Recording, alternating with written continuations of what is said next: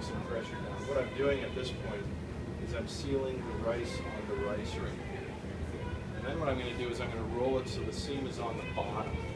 And then I'm going to put pressure on it to seal the seam. You always want that seam on the bottom to seal it. So as you can tell, it may be an inch or two of a roll. So then what I do is once it's crimped down, I'll take one hand here and I'll use this to pull the mat. And use the other hand to guide it like this. Kind of like putting a little bit of pressure on my fingers here. So now that I see that the seam's on the bottom, or I know it's on the bottom because there's only about an inch or two down. So we're trying to keep that round shape. So what I'm doing is I'm putting pressure with my fingers on the side, my thumbs on the side, and a little bit of pressure down. Not a lot because you're trying to keep the round shape so you're not going to smash it flat.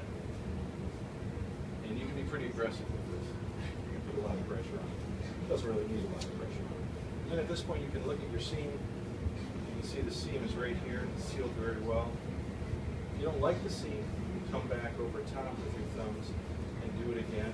Or you can take it off on the mat, put the mat over top, and do the seam this way. Whichever way works for you, whichever way is easier. Both techniques work very well. It's very forgiving. Yeah, and you can rework it if you don't like it. And then from this point, the cutting is, you want to have a nice clean knife that's moist, because the starch of the rice is going to get all over your knife. So then you want to just cut it right in the center. Now cutting, forget everything you learned about cutting. It's a sawing motion. It's a fairly quick sawing motion. The faster the better. So what you want to do is just saw like that versus a pressure down, because the pressure down will flatten everything. It looks like I didn't get to the true center, but then you're going to go center again. As you can see, sometimes if you don't have your knife clean, which I'll clean after one or two cuts, you're going to get 8 pieces. So again, so center cut, and then center, you get 8 pieces.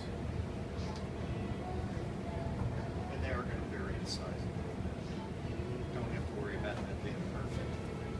And from here, just getting to your container or your plate, however you're doing it, and